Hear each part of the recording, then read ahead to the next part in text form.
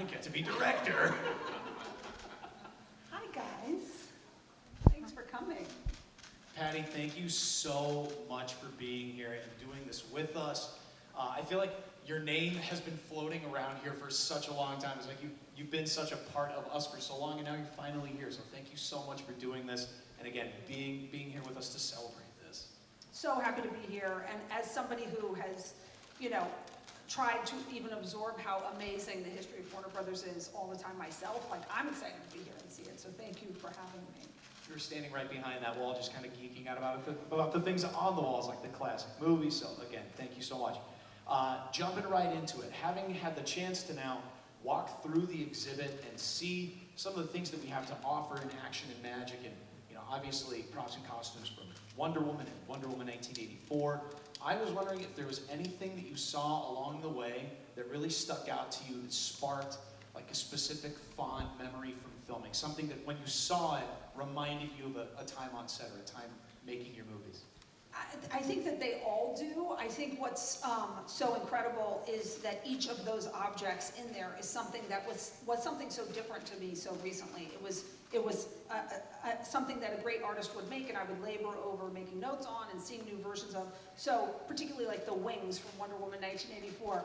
To see those out in full display. We actually made those wings on set. We didn't really need to because you could just do them in CG, but we did. And so everything about the curvature of the line on the top, and I found myself going back into that critical mode of like, oh good, you guys really got that line right. But so many of those objects are such beautiful things ultimately that these great people that I work with have ended up creating. And so yeah, they all bring back great memories. And it's even small, specific things like that, like the wings, the curvature of the wings. Yeah. It's amazing. What's been your experience directing such an iconic character? Not only, on the individual side of the movies as they stand alone, but being part of the DC family. What's been your experience? It's an incredible honor. It's such an honor that you kind of can't even, you don't know what to do with it. When I think about growing up watching Superman and watching all the Batmans, and then I get to be the person who makes Wonder Woman, like, what do you do with that thought process? I don't even know. All I end up knowing is that luckily I love Wonder Woman and I loved the comic book films, and so somebody's got to do it. So it turned out it was me, and I loved getting to be a part of it. But it is, I believe in them. I believe in particularly in these DC characters. I think that they are about trying to be a hero in the world. I feel like there are superheroes that are about different things. A lot of superheroes are about, being unlikely and chosen. That's not really the DC superheroes. The DC superheroes are about what do you do if you had great power and you could help people. And I love that, and I believe in that. So it's been incredible to be get to play in that sandbox. So June 26th, guests walk through the doors again, and they're going to come see these things for themselves. What does it mean to you that people can come see it and really step into the world that you've helped create, and it leaves a lasting impact on them? What does it mean to you that people can come experience this? I think that Warner Brothers has always been sitting upon such a treasure trove of legendary history that it's always been hard to understand what to do with it. When I get to walk around the lot and realize that I'm shooting in the stage where Casablanca was shot, or where Streetcar Named Desire was shot. What do you do with that? So many movies that we all worship as some other thing that you can't even believe people made happened right here. And so I think it's incredible for people to get to come in and actually look at those, look at the photographs, look at the props, look at, Warner's address book, look at these things, because what our entire city is based on this film industry, and what a major anchor Warner Brothers has been to building that industry. So, of course, there should be a great museum to celebrate and honor that.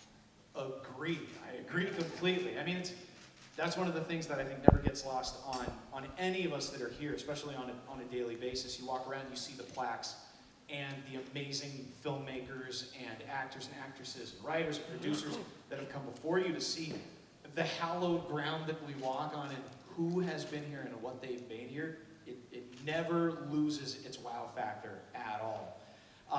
Now I want to ask you about Wonder Woman and Wonder Woman 1984, okay? So Wonder Woman, mega hit. The world loved Wonder Woman, still do.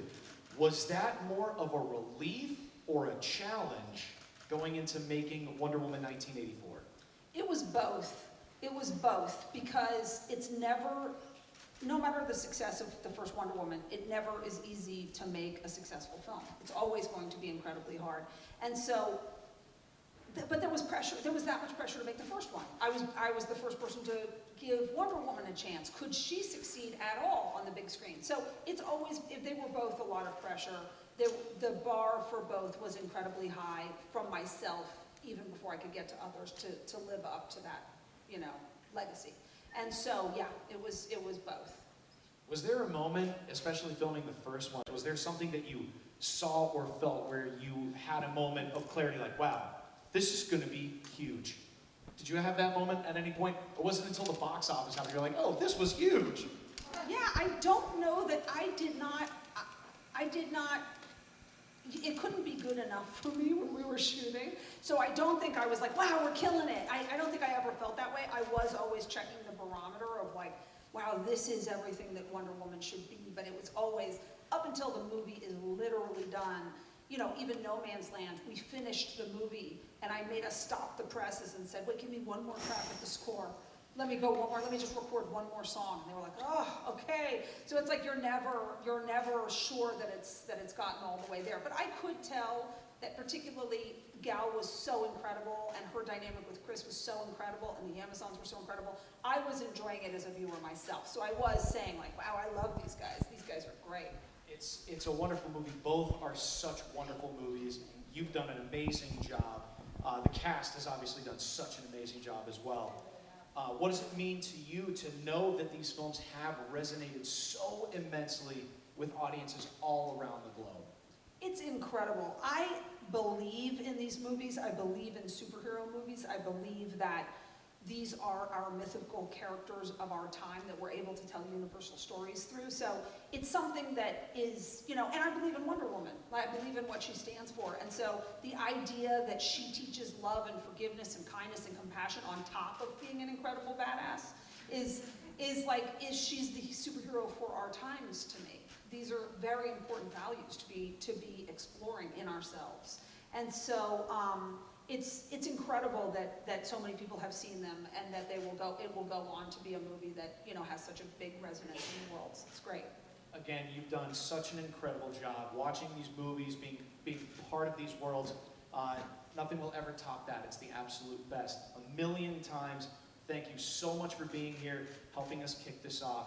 Patty Jenkins. Pleasure. Thanks, guys. Thanks for coming. Bye. Thank you, Patty. Thank you, John. All right, thank you, everyone.